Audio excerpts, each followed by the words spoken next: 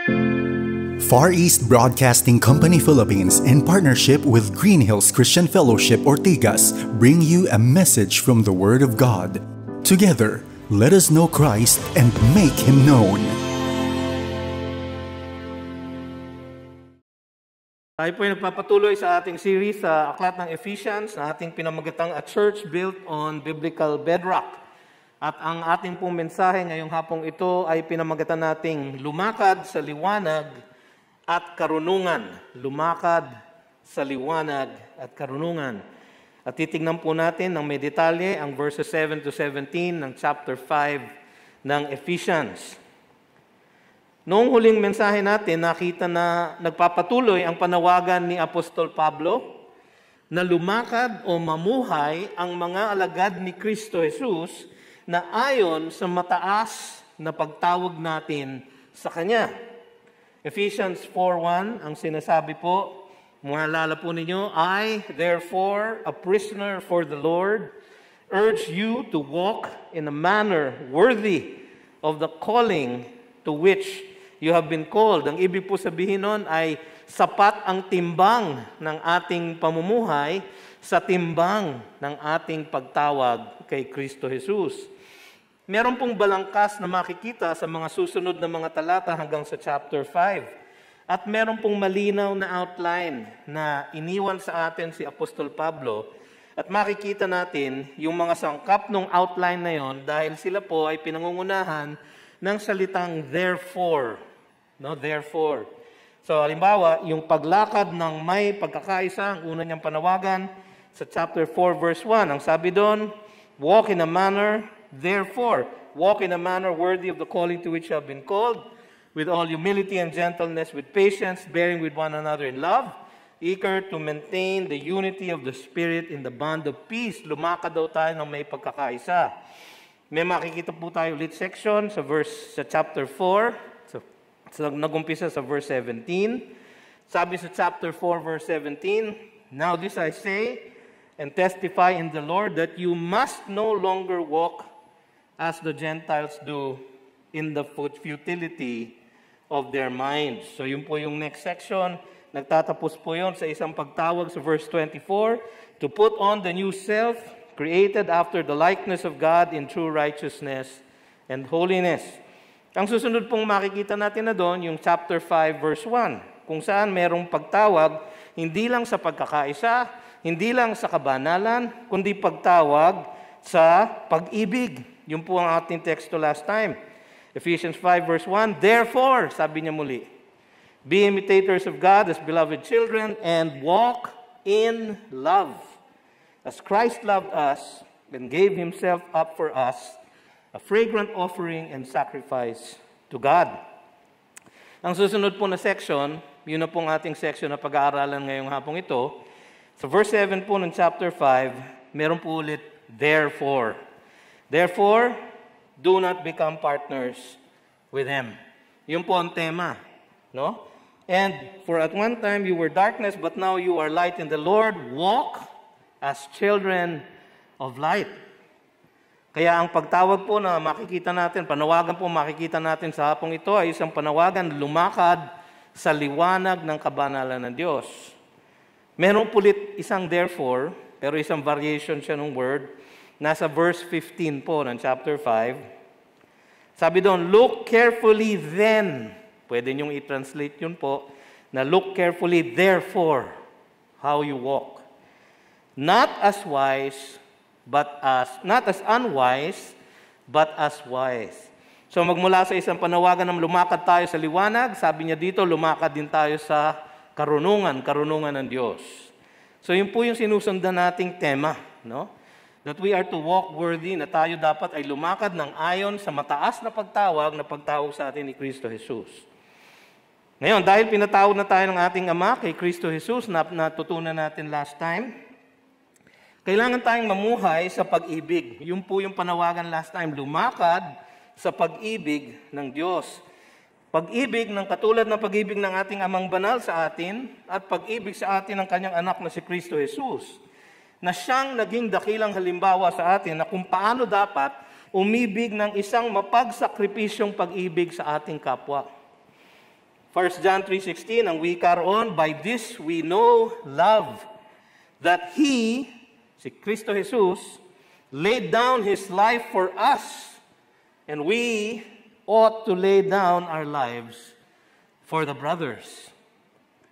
Sa ating pamumuhay ng may pag-ibig ng Ama at pag-ibig ng Anak, kailangan nating tigilan ang kasamaan. Yun po isang natutunan din natin last time.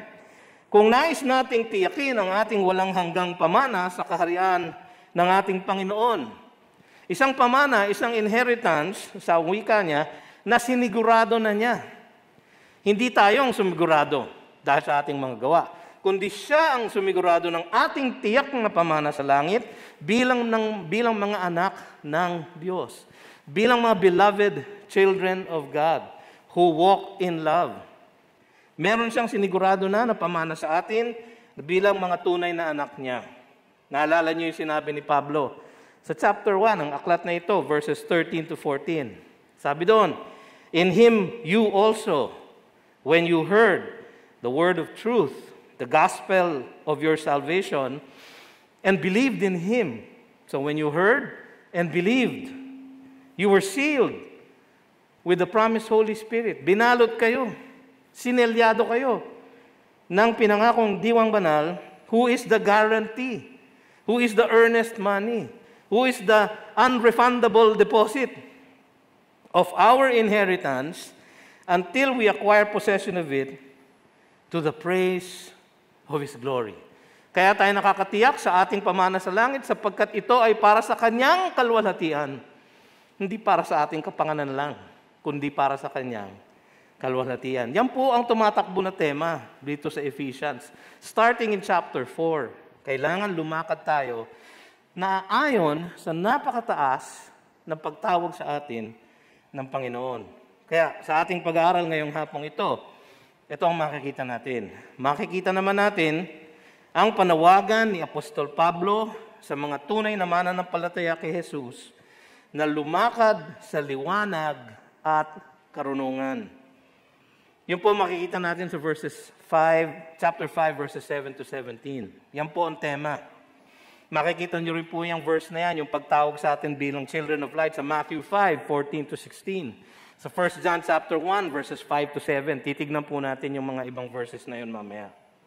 Ito ay kailangan upang tayo na mga mananampalataya ni Kristo Jesus ay maging halimbawa sa iba ng kabanalan at ng karunungan ng Diyos sa ating paglakad, sa ating pang-araw-araw na buhay, na hiwalay sa paglakad at pamumuhay na nasa kamunduhan ng sanlibutan. Dapat hiwalay, makikitang hiwalay, angat ang ating paglakad sa kabanalan, sa liwanag, sa karunungan ng Diyos. So yun po ang ating tema ngayong hapong ito. Tapos na po ang introduction. Baka akala nyo, yun na po ang mensahe, no? Hindi ho. Binigyan ko lamang po kayo ng summary, no? Ito po, umpisahan ko na po, no?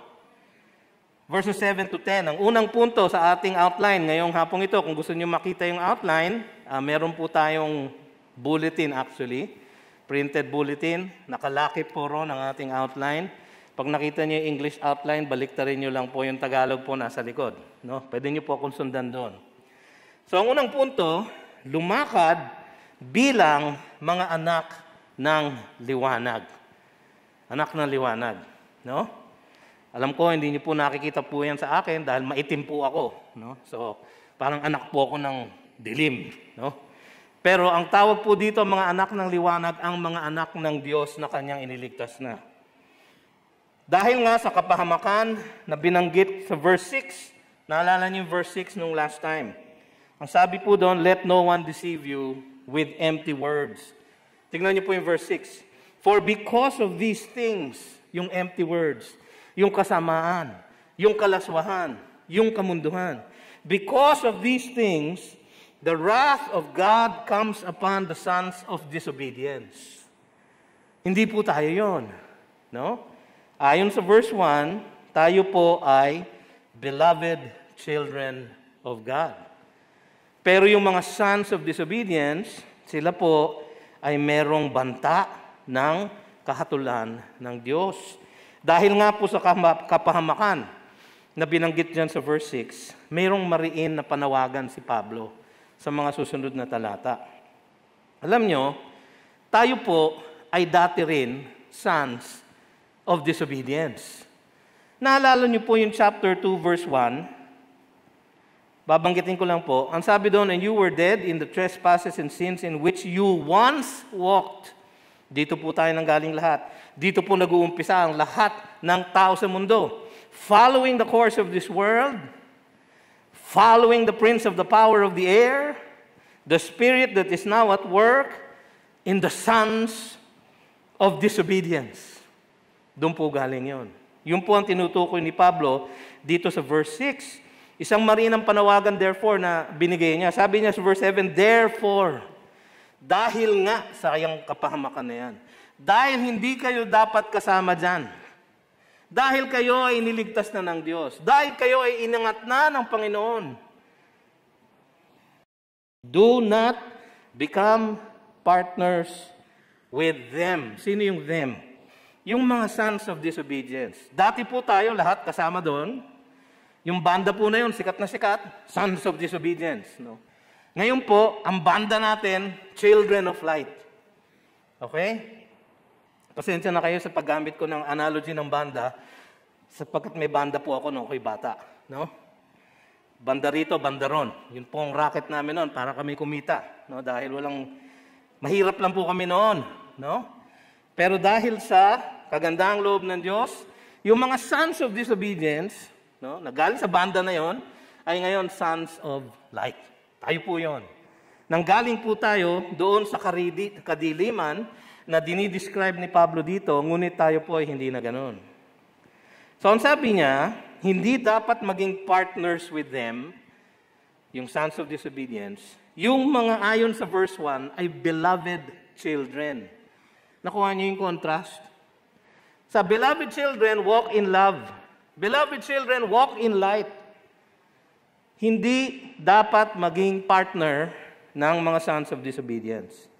Ang partner dito ay isang malalim na kaugnayan, malapit na kaugnayan, at pakikisama sa mga gumagawa ng kalaswaan at kasamaan. Yun po ang description nito sa verse 3, di ba? Sexual immorality, impurity, covetousness must not even be named among you. So lalo naman na hindi tayo dapat partner. Partner is kasama ka. Nag-i-enjoy ka. Nakikibagay ka. Nakikitawa ka sa green jokes nila. Hindi daw tayo dapat maging ganung kalalim ang ating kaugnayan sa kanila.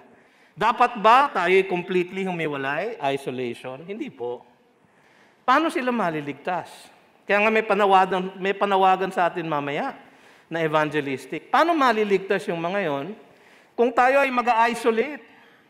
Hindi po isolation ng panawagan, contact without contamination. Nakuha niyo po? Pwede pong makipagkaibigan pero hindi nakikibagay. Pwede pong nakikihalubilo pero hindi nakikipartner. Hindi dapat maging partner ng sons of disobedience. So, yun po ang panawagan. Sa 2 Corinthians chapter 6, verses 14 to 18, magiging mas malinaw kung anong ibig ni Pablo sabihin dito. Sabi doon, do not be unequally yoked with unbelievers. Ang image po sa Deuteronomy, yung dalawang hayop, isang ox, saka isang donkey, merong law sa Deuteronomy, na hindi dapat pareho ang pamatok, ang yoke. Yun po ang tinutukoy dito. Do not be unequally yoked. Kasi malaki yung ox, maliit yung donkey, mabilis yung donkey, mabagal yung ox. So, imposible maging partner ang donkey at ang ox. So, yun ang ibig niya sabihin. Do not be unequally yoked with unbelievers, for what partnership has righteousness with lawlessness? Wala po. Or what fellowship has light with darkness? Wala po. What accord has Christ with Belial? Si Satanas. Siyempre, wala po. Or what portion does a believer share with an unbeliever? Ang believer po, ang portion niya nasa langit. Ang unbeliever, dahil ni-reject niya si Kristo Jesus, ang portion niya wala sa langit. Therefore, sabi niya, what agreement has the temple of God with idols? For we are the temple of the living God. 2 Corinthians 6:16. I will make my dwelling among them and walk among them, and I will be their God, and they shall be my people. Sinabi din po yun ni Pablo sa Ephesians chapter 2. We are the temple of the living God. Siya ay nananahan sa ating kalagitnaan. Wala po tayong partnership with the sons of disobedience. Kaya ang sabi sa verse 17 of 2 Corinthians chapter 6, therefore, go out from their midst and be separate from them, says the Lord, and touch no unclean thing. Then I will welcome you, and I will be a father to you, and you shall be sons and daughters to me, says the Lord Almighty. Tayo po ay beloved children, hindi po tayo sons of disobedience, therefore, huwag tayong maging partner. Bakit po? Ano pong dahilan? Pinaliwanag niya sa verse 8. Tignan niyo po yung verse 8 ng Ephesians 5. For at one time, you were darkness, but now, you are light in the Lord. Walk as children of light. Ang lahat ng makasalanan, mga kapatid, ay may pinanggalingan. Ang sabi ng teksto, for at one time. Noong araw, ang isang loose translation. At ang pinanggalingan nating lahat ay, you were darkness. Pansinin po ang pagkakasulat ni Pablo. Napaka-interesting po. Hindi niya po sinabi na you were in darkness, kundi you were darkness. Hindi tayo nasa kadiliman, tayo mismo ang kadiliman. Ang lala, ano po? Ang sinasabi niya dito, hindi tayo biktima ng kadiliman, tayo ay kasabwat sa kadiliman. Binasa ko kanina Ephesians 2:1-3, we were sons of disobedience. Sa Ephesians 4:17, binasa natin kanina, they are darkened, 18 pala, they are darkened in their understanding, alienated from the life of God because of the ignorance that is in them due to their hardness of heart. Ganun po tayo dati lahat. They have become callous and have given themselves up to sensuality, greedy, to practice every kind of impurity. So sabi niya, but that is not the way you learned Christ. Hindi daw po tayo dapat ganon. Sabi niya sa verse 22, you put off your old self. Ephesians chapter 4, verse 22. You put off your old self, which belongs to your former manner of life and is corrupt through deceitful desires, to be renewed in the spirit of your minds, and to put on the new self. So meron po tayong pinanggalingan. We were darkness. Ngunit hindi tayo hinayaan ng Panginoon sa dati nating kalagayan. Kaya mula sa you were darkness, pansinin niyo yung verse 8. Tignan niyo ulit yung verse 8. You were darkness, ano yung kasunod? But now you are light. You were past tense. You are present perfect tense. You are, mula ngayon, and going forward. You are light. Hindi lang you are in the light, kundi you are light mismo.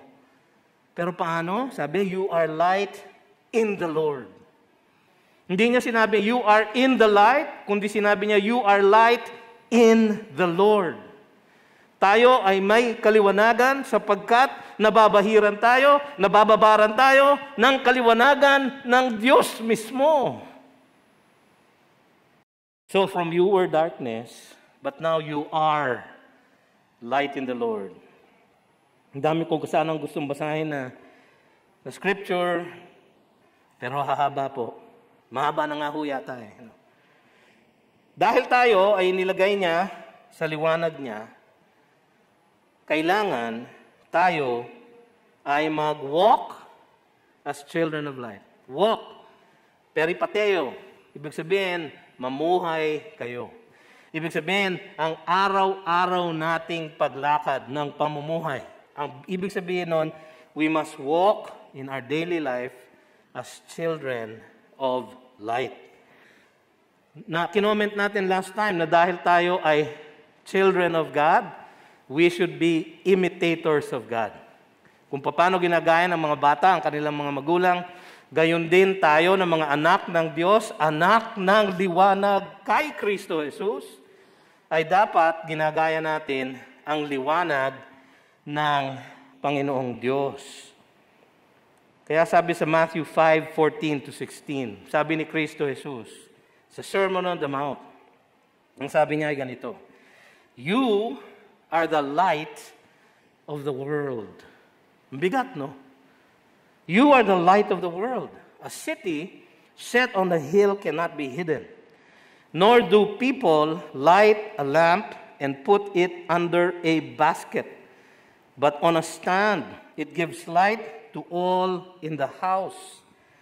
In the same way, let your light shine before others, so that they may see your good works and give glory to your Father who is in heaven. Maraming mga politiko ginagamit itong verse na to sa kanilang justification ng kanilang PR. Yung pagiging epal. Yan yata ang term na ginagamit natin ngayon. Kasi I am shining so that they might see my good works and give glory to whom? Sa sarili nila. Hindi po ba? Dito, ang objective is to give glory to your Father in heaven. So, tayo po ay required to shine. 1 John chapter 1, verses 5-7.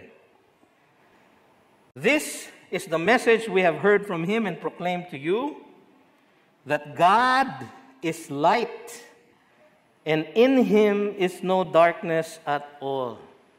Ang ibig sabihin po noon, ang Diyos, Ama na makapangyarihan sa lahat, ay siya ring banal, banal, banal. Panginoong Diyos ng mga hukbo, lumalang ng langit at lupa. Ang Panginoong Diyos po, hindi po dinidescribe na love, love, love, sabi ni R.C. Sproul. Hindi po siya dinidescribe na grace, grace, grace. Hindi po siya dinidescribe na mercy, mercy, mercy. Pero nung dinescribe ni Isaiah sa Isaiah chapter 6, nung umawit yung mga seraphim sa pagdatal ng Panginoon sa kanyang templo, at kanilang ipinaalam kay Isaiah kung sino ang Diyos, sabi nila, He is holy, holy, holy.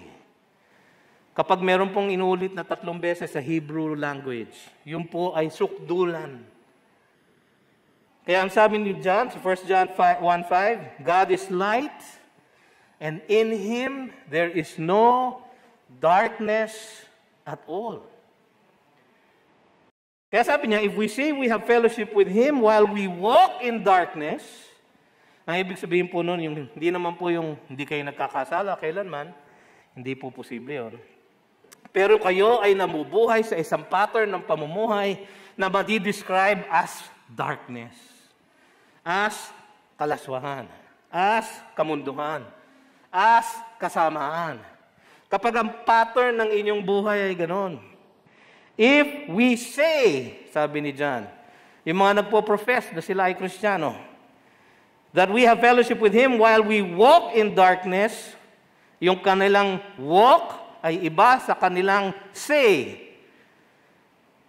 We lie and do not practice the truth.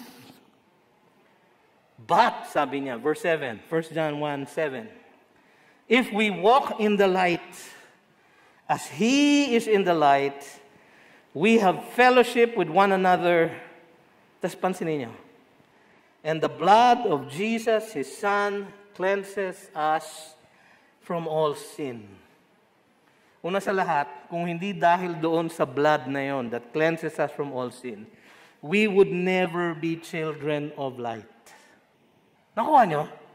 Dahil nga siya ay namatay at ibinuhos ang kanyang dugo para sa ating kalinisan, katubusan, dahil nga tayo ay tinawag niya sa isang mataas na pagtawag, dapat tayong mamuhay, lumakad ayon sa kanyang liwanag. E paano ba yun, pastor? Buti na lang, may explanation siya sa verse 9.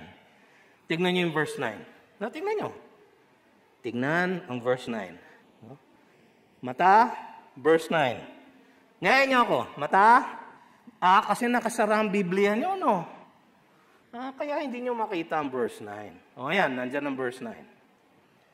Verse 9. For the fruit of light is found in all that is good and right and true. Sa ibang version, goodness, righteousness, truth. Ang paglakad as children of light ay namumunga ng ganon. For the fruit of light.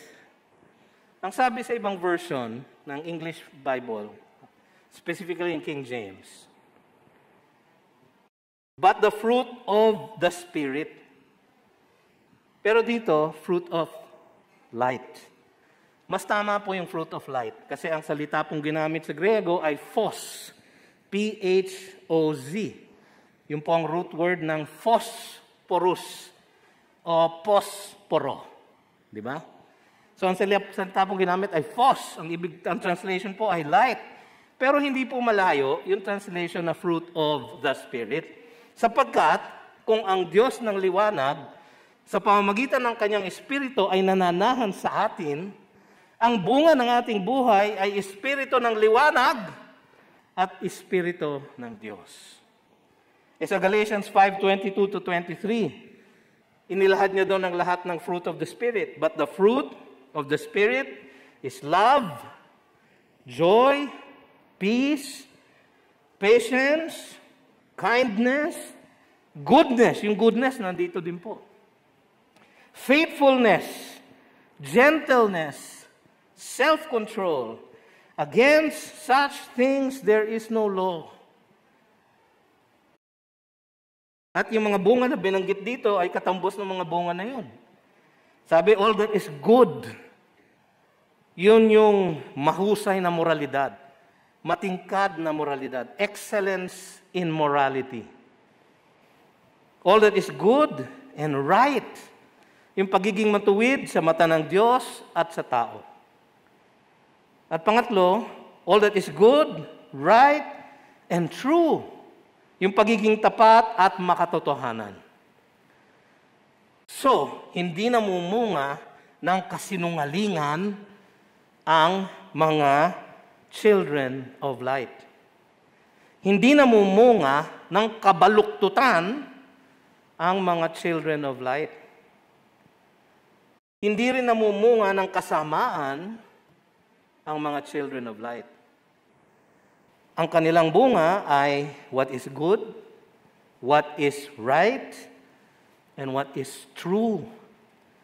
So kung tayo'y merong papanigan o papartneran, hindi dapat yung masama, yung baluktot, at yung sinungaling. Dapat yung mabait, matuwid, at makatotohanan. Yan pong ibig sabihin na walk as children of light. So yan ang unang bunga nakikita sa ating buhay. Ito ay bunga lamang ng pananahan ng Espiritu Santo. Hindi natin kaya to in and of ourselves. Ito ay pinalalabas sa atin ang buhay ng Diyos mismo sa pamamagitan ng Kanyang Espiritu na nananahan sa atin. Pero merong isa pang tanda ng lumalakad sa liwanag. Ano yun? Verse 10. Tingnan po natin yung verse 10. And try to discern what is pleasing to the Lord. Yun po ang ginagawa ng isang children of light.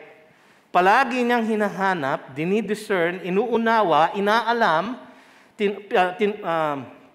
tinututunan kung ano ang pleasing sa Panginoon. Kung ano ang ayon sa kanyang kagustuhan. Kung ano ang ayon sa kanyang kalooban.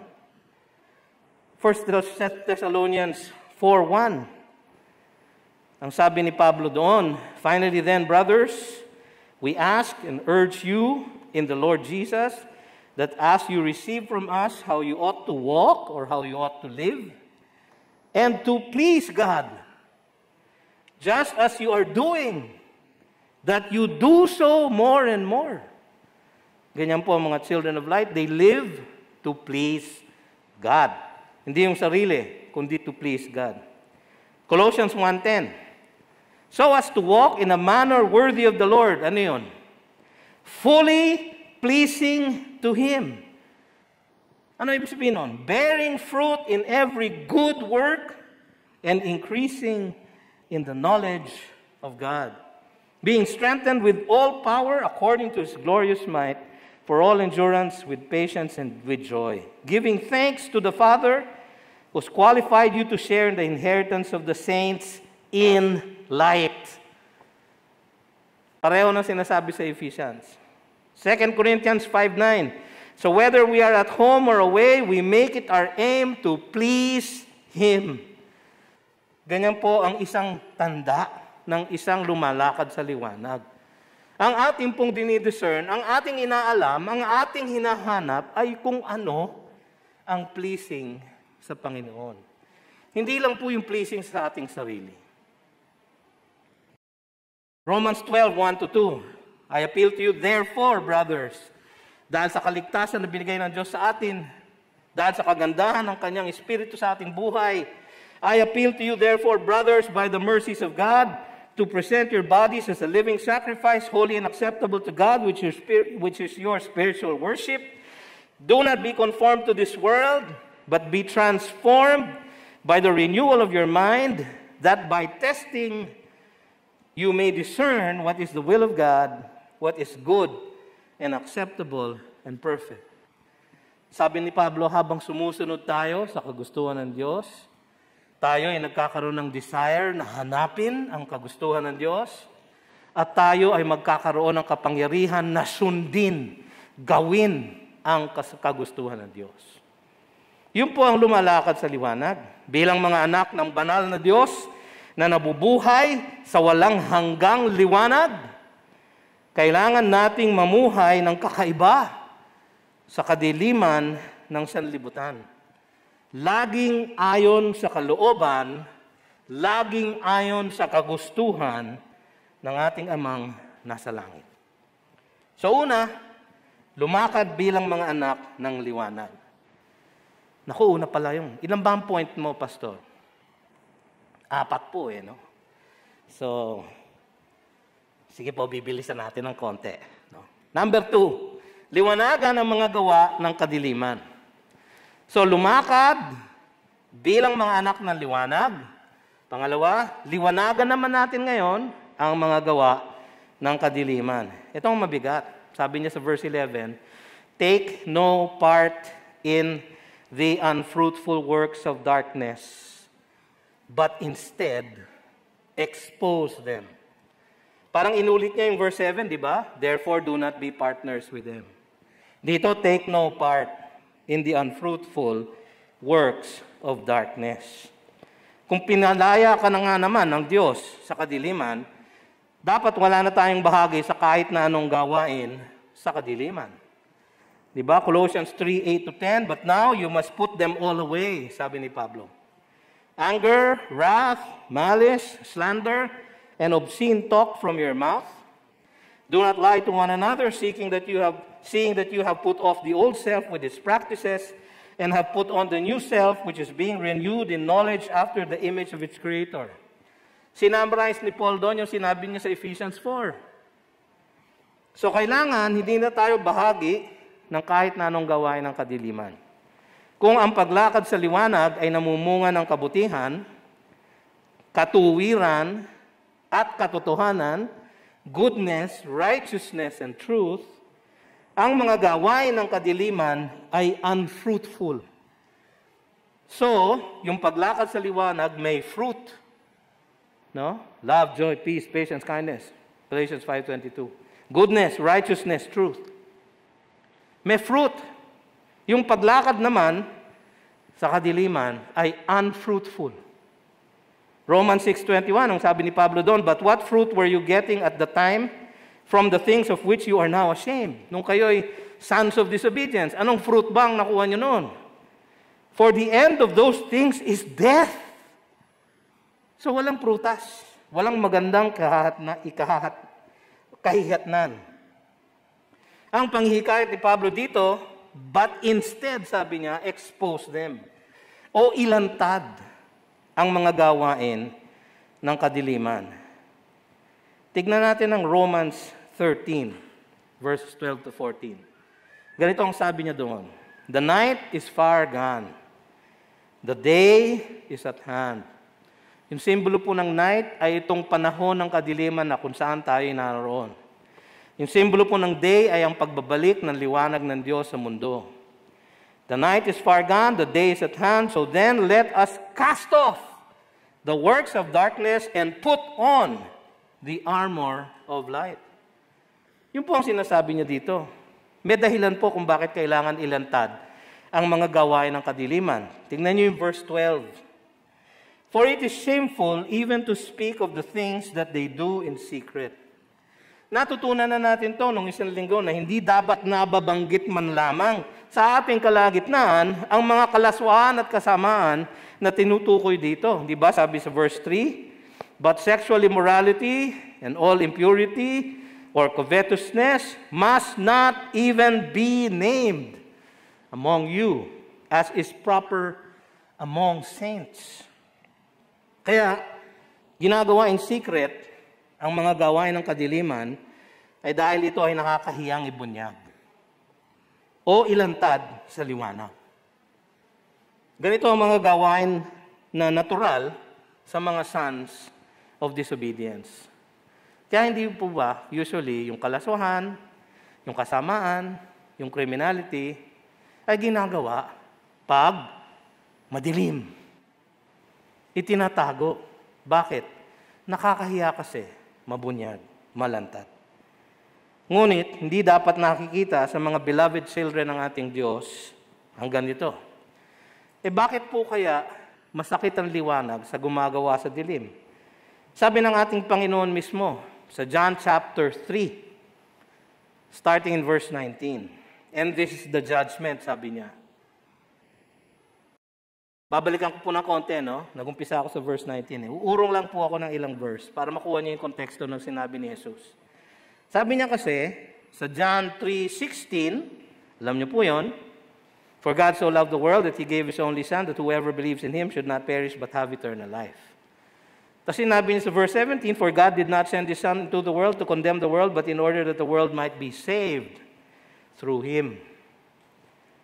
Tapos sinabi niya sa verse 18, sino ba ang masasave? Whoever believes in Him is not condemned. But whoever does not believe is condemned already. Meron ng judgment. Tayo pong lahat, nung tayo ay makasalanan, nung tayo hindi pa nakakakilala sa Panginoon, meron na po tayong judgment. At yung judgment po na yon, tayo ay mamumuhay, walang hanggan, na hiwalay sa kanyang liwanag. Because he has not believed in the name of the only Son of God. Tapos sa verse 19, pinaliwanag niya, and this is the judgment. The light has come into the world, si Kristo Jesus. And people loved the light, hindi po. And people loved the darkness rather than the light, because their works were evil. Gusto nilang itago. For everyone who does wicked things hates the light. Totoo po yun. And does not come to the light lest his works should be exposed. But whoever does what is true comes to the light that it may be clearly seen that his works have been carried out in God. Yun po ang mga children of light. So, meron po tayong mandate na i-expose sila.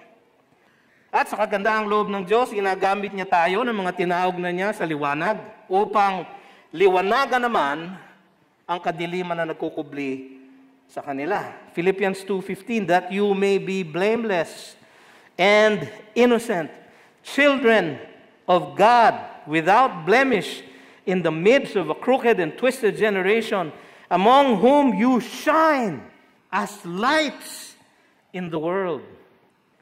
And when we shine, alam niyo, kung hindi tayo gagamitin ng Diyos, kung hindi po siya kikilos at hahayaan na lang niya ang makasalanan sa dilim, tiyak na kapahamakan ang kanilang haharapin. Kaya ang tagubilin sa atin ni Pablo, instead, expose them. You shine as lights in the world that is a crooked and wicked generation. Sabi sa verse 13, but when anything is exposed by the light, it becomes visible. Siyempre. For anything that becomes visible is light. Alam niyo, ang makasalanang pamumuhay ay nalalantad ng isang buhay na nasa liwanag. Kaya sabi ng Panginoon sa John 3:21, whoever does what is true comes to the light, so that it may be clearly seen that his works have been carried out in God. Nakikita po ng mga nasa kadiliman, yung mga hindi pa nakakakilala sa Panginoon, ang buhay na isang nasa liwanag. At nare-recognize nila yan na ito ay works carried out in God. Yung po ang sinasabi ni Jesus. Ang isang buhay na may bunga ng liwanag, yung goodness, yung righteousness, yung truth, na wika sa verse 9, o yung bunga ng pananahan ng Espiritu, yung love, joy, peace, patience, kindness, etc., ay nagsisilbing kahatulan sa iba na nasa kadiliman pa. John 16. Malapit na umalis ang Panginoon, siya ay nasa Last Supper, nagtatagubilin siya sa kanyang mga disciple. Ina-announce niya ang pagdating ng Holy Spirit. Ang sabi niya, and when He comes, yung Holy Spirit, He will convict the world concerning sin and righteousness and judgment. Paano i-convict ng Holy Spirit ang world? Sa pamamagitan nino? Nung mga pinananahanan niya na mga anak ng Diyos. Yung mga disciples po yon, nung panahon ni Jesus, at tayo po yon sa ating panahon ngayon. Tayo po, sa ating pamumuhay sa liwanag, yung buhay natin mismo, kung tayo nga ay may bunga ng liwanag, bunga ng Espiritu ng Diyos, ay magiging kahatulan sa mga nasa dilim. Kaya ayaw tayo ng mundo eh. Kaya ayaw kayong makibarkada nung iba niyong dating kabarkada. Hindi na kayo sinasama. Ako po, hindi na po ako tinatawagan, hindi na po ako tinetext. Nung mga kainuman ko dati. Kasi hindi na po ako ganun eh. At tuwing ako'y nasa piling nila, at hinihimo ko sila na gumawa ng mabuti, na sisilbing kahatulan ang aking buhay sa buhay nila. Kaya huwag na lang natin sama si BJ.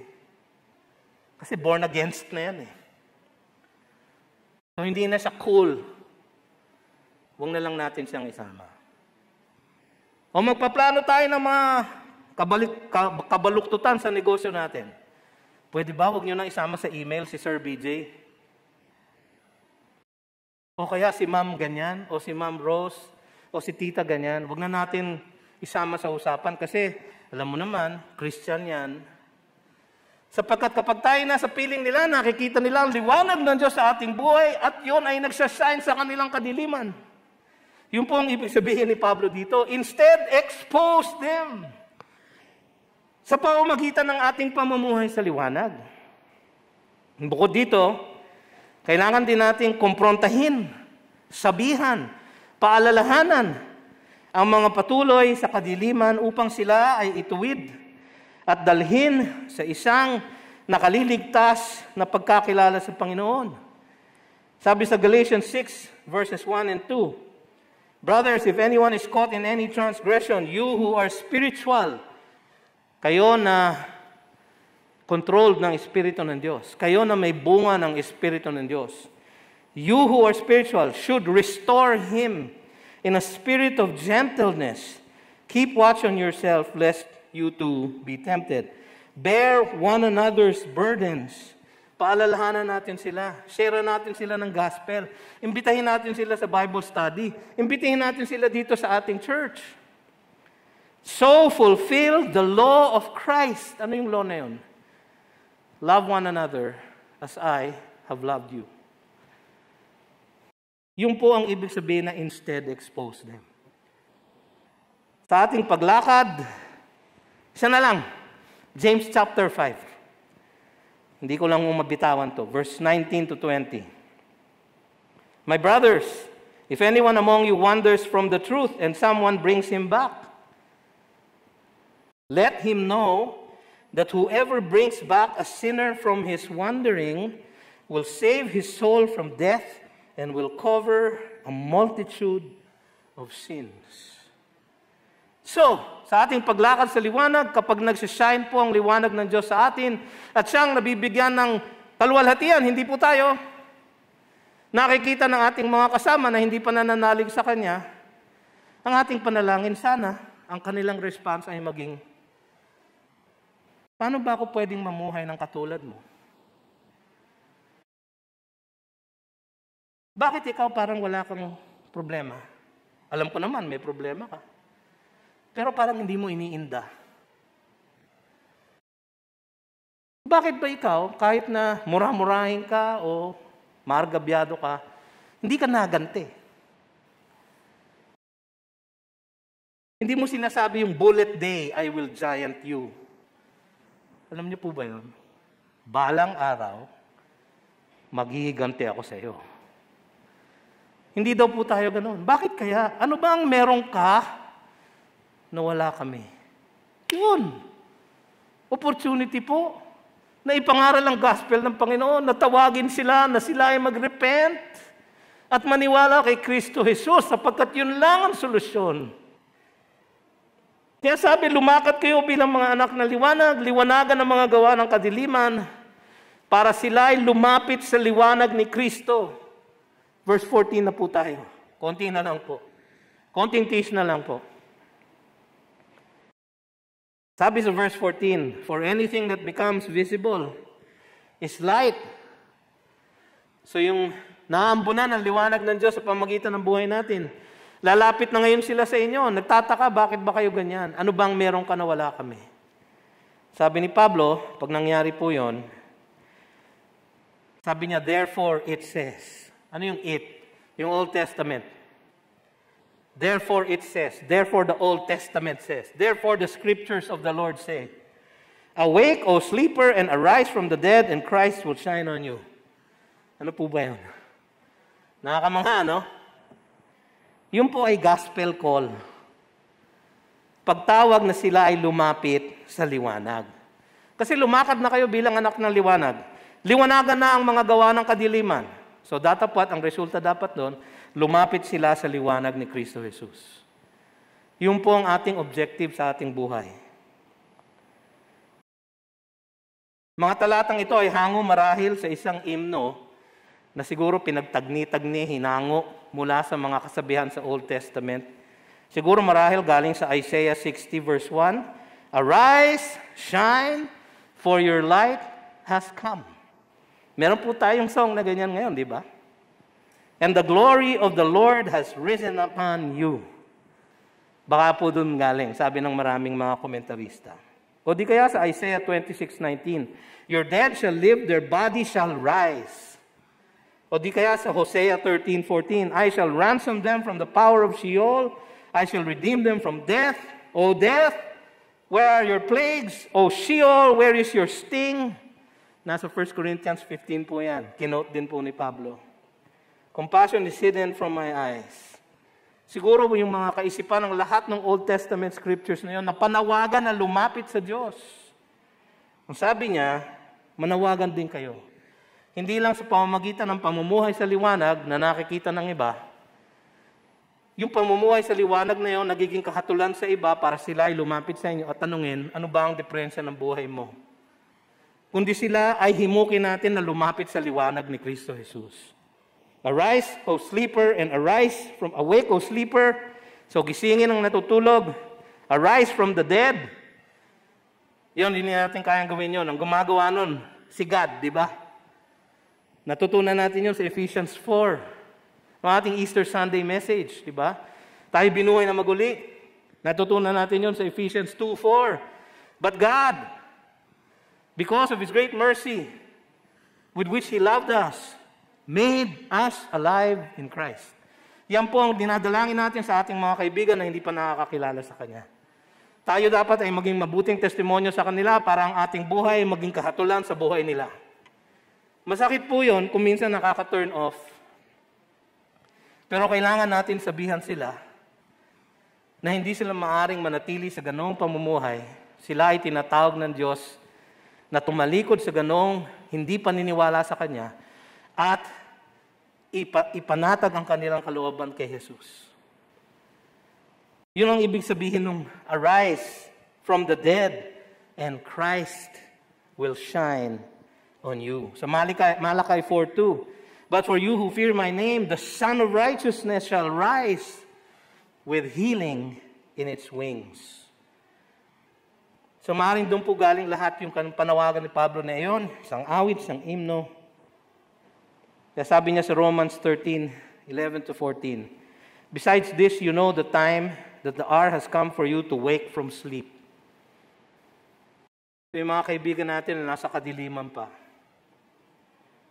For salvation is nearer to us now than when we first believed. Kasi malapit na dumating si Jesus.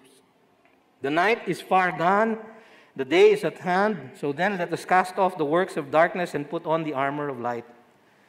Let us walk properly as in the daytime, not in orgies and drunkenness, not in sexual immorality and sensuality, not in quarreling and jealousy.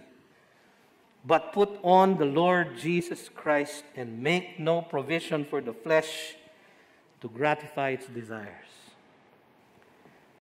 Huwag na po tayong makibahagi sa works of darkness. Lumakad tayo sa liwanag. Liwanagan natin ang nasa dilim. Palapitin natin kay Kristo ang nangangailangan sa Kanya. Huli sa lahat, hindi ko na po ito mabibigyan ng karampatang paliwanag. Verses 15-17, babasahin ko na lang po. Look carefully then how you walk, not as unwise, but as wise. Ang sabi sa Colossians 4:5, walk in wisdom toward outsiders, making the best use of the time. Sabi sa Proverbs 15:21, folly is a joy to him who lacks sense, but a man who has understanding walks straight ahead. Look carefully then how you walk. Lumakad sa karunungan ng Panginoon.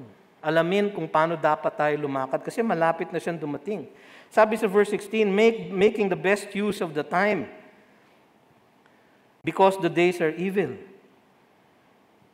Sa Ephesians 6:13, sasabihin niya later on, therefore take up the whole armor of God, that you may be able to withstand in the evil day, and having done all to stand firm. Yung evil day po na yun ay ngayon. Therefore, do not be foolish, sabi sa verse 17, but understand what the will of the Lord is. Pastor, gusto ko nga pong sundin ang will ng Panginoon, pero parang misteryoso yung will niya eh. Hindi ko alam kung anong kalooban ng Panginoon sa akin eh. Talaga ho? Kasi malinaw po sa Biblia kung anong kalooban niya. Promise ho. Text man. Hindi na naiintindihan ng mga bata yun. Ano? Text man, cross my heart. Promise ho. Nasa Biblia po. Kalooban niya ang kaligtasan. 1 Timothy 2:3-4. This is good, and it is pleasing in the sight of God our Savior. Ito ang will niya. Who desires all people to be saved and to come to the knowledge of the truth. Kaligtasan po ang will niya. No? Ano pa? Pagpapasakop sa Espiritu, Ephesians 5:18. And do not get drunk with wine, for that is debauchery, but be filled with the Spirit. Ang sabi sa verse 17, therefore do not be foolish, but understand what the will of the Lord is. Ano ang will niya? Be filled with the Spirit. Ano pa? Pamumuhay ng may kabanalan. 1 Thessalonians 4:3. This is the will of God. Ang linaw, no? For this is the will of God. Ano? Your sanctification. Yung mamuhay kayo ng may kabanalan. Ano pa? Pagpapakumbaba. 1 Peter 2:13. Be subject for the Lord's sake to every human institution, whether it be to the emperor as supreme, or to governors as sent by him to punish those who do evil and to praise those who do good. For this is the will of God, sabi niya. So kailangan mag-submit tayo. Kahit na ayaw natin yung namumuno. For this is the will of God, that by doing good you should put to silence the ignorance of foolish people. Yun ang will ng Panginoon. Ano pa? Pagdurusa. Will ba ng Panginoon? Oo nga eh. Will, kasama eh. 1 Peter chapter 2, verse 20. For what credit is it if when you sin and are beaten for it, you endure? Siyempre, wala. Kasi nagkasala ka eh. But if when you do good and suffer for it, you endure, this is a gracious thing in the sight of God. It's the will of God. Sabi ni Paul, they who seek to live holy lives in Christ shall be persecuted. Will ba ng Panginoon yun? Yes. Sabi ni Jesus, John 16:33, in this life, you will have tribulation. Will ba ng Panginoon yun? Yes. So, ang will ng Panginoon, mga kapatid, nasa Bible. Hindi nyo kailangan hanapin. Nakuha ko po ito sa MacArthur Study Bible. 1 Thessalonians 5:18. Give thanks in all circumstances. Kahit na malungkot, kahit na natalo, kahit na ano pa, kahit na naguho ang negosyo, nagkaroon ng pandemya, give thanks in all circumstances, for this is the will of God in Christ Jesus for you. Ang hirap, no? Pero ganyan ang paglakad sa liwanag. Ganyan ang magliliwanag sa mga nasa kadiliman. Ganyan ang magpapalapit kay Kristo Jesus doon sa mga nasa kadiliman. Sapagkat tayo ay dapat lumakad sa karunungan. Ang pamumuhay ng nasa liwanag ay mahirap kung hindi tayo aasa sa karunungan na nagmumula sa ating Panginoon. At itong karunungan na ito ay makakamit lamang natin kung tayo ay laging susunod at magpapasakop sa Kanyang kalooban. Lumakad tayo sa kaliwanagan at karunungan ng ating Diyos. Laging ninanais ang Kanyang kaluguran sa ating pang-araw-araw na pamumuhay, na laging nakaayon sa Kanyang dakila at dalisay na kalooban. Tayo po'y manalangin. Panginoon, marami pong salamat sa inyong salita sa amin sa araw na ito. Kayo po ang magpuno nito sa aming mga puso't isipan at kayo po ang magbigay ng lakas sa amin na sumunod. Na kami ay lumakad sa liwanag, liwanagan ng nasa dilim, lumakad sa karunungan, Panginoon. Hindi namin kaya ito, ngunit kayo ay namubuhay sa amin sa pamamagitan ng inyong Espiritu Santo. Kayo po ang magbigay ng kalakasan upang kami ay makakilos ng ganito. Sa pangalan ni Jesus. Amen. You've just heard a message from the Word with Green Hills Christian Fellowship Ortigas in partnership with Far East Broadcasting Company Philippines. We hope you can join us next week. God bless you.